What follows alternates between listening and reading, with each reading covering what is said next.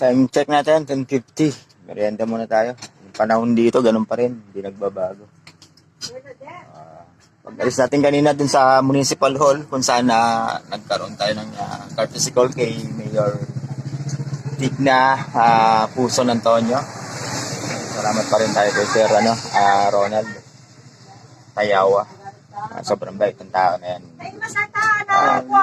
Sobrang matulungin.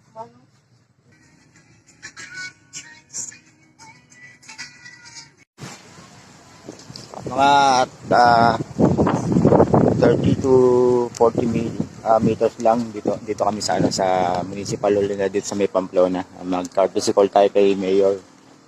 Medyo nahatid tayo ni Sir. Gamit natin sa sakyan, yung suburban niya. Malapit lang naman, doon lang kami galing sa bahay nila.